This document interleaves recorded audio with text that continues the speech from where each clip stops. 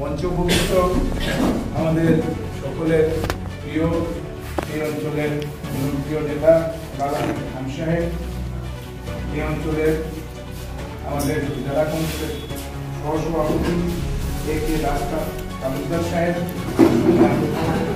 বিরামবাজারের করিমগঞ্জ জেলা বিডিএসএল এর কোঅর্ডিনেটর বিদু আহমেদ তালুকদার সাহেব, করিমগঞ্জ জেলা কংগ্রেসের সাধারণ সম্পাদক শুরু করে এই অঞ্চলের সভাপতি আমিন ভাই, লক্ষ্মীপুর উপজেলার সভাপতি এবং আমি থেকে শুরু করে বিডিএসএল এর যারা এখানে উপস্থিত আছেন সবাইকে অভিনন্দন জানাই। আমাদের মুরব্বীগণ, যুবক ভাই, সম্মানিত এই অঞ্চলের জনসাধারণ, প্রথমে আজকের এই ইফতার মেহফিলে আমাদেরকে নিমন্ত্রণ করে এনে ইফতার করানোর জন্য আপনাদের অঞ্চলের কংগ্রেস সভাপতিকে ধন্যবাদ জানাই, আপনাদের সবাইকে ধন্যবাদ জানাচ্ছি।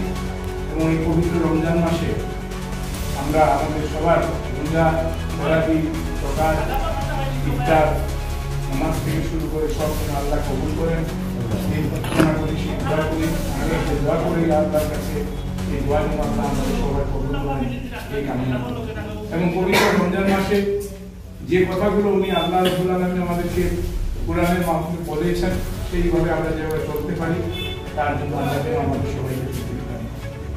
বন্ধুগণ, আমি এখানে আজকে বক্তৃতা লম্বা করব না, শুধু দুই একটি কথা আপনাদের সম্মুখে না তুলে ধরলে হয় না।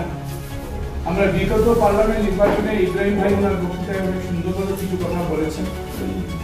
বিগত পার্লামেন্ট নির্বাচনে এই অঞ্চলে যখন আমরা দলের সংগঠনের কাজে এসেছিলাম, আমরা দেখেছি মনোজিৎ ভাই অনেক ভালোভাবে কাজ করেছেন, কিন্তু উনি যতটুকু শক্তি এই অঞ্চলে পাওয়ার কথা ছিল সেই শক্তি আমরা দল থেকে হোক, এই অঞ্চলের জনগণের তরফ থেকে হোক, সেটা না পাওয়াতে এই অঞ্চলে আমাদের প্রার্থী যে আমাদের যেটা আশা ছিল সেই আশা এই অঞ্চলের শক্তিকে বাড়ানোর জন্য আমার ভাই হেলাল ভাই এখানে ওনার বক্তৃতায় উনি বলেছেন যে অনেক ফটো ওনার সঙ্গে মনোজিৎ ভাই আছে, সেই পুরনো স্মৃতিকে আবার সুন্দরভাবে এগানোর জন্য হেলাল ভাই আমাদের দলে এসেছেন। আমি ওনাকে স্বাগতম জানাই আজকে আলিপুরের এই কংগ্রেস ভবনে। আজকে প্রথম হেলাল ভাই আমরা একসঙ্গে বসে সভা করছি, একটা আনন্দের ব্যাপার। থেকে তালুকদার সাহেব ওইখানে আছেন। এই আপনাদের অঞ্চলে কংগ্রেস সংগঠনের শক্তি বৃদ্ধির কারণে আজকে দুইজন নেতা আপনাদের দুই পাশে বসে আছেন। ব্লক কংগ্রেস সভাপতিরা আছেন, ইব্রাহিম ভাই আছেন, মন্ডল কংগ্রেস সভাপতিরা আছেন, এখানে কংগ্রেসের যুব কংগ্রেসের থেকে শুরু করে আপনারা যারা আছেন, সবাই মিলে দলকে শক্তিশালী করার প্রচেষ্টা এখন থেকে আপনারা শুরু করতে হবে।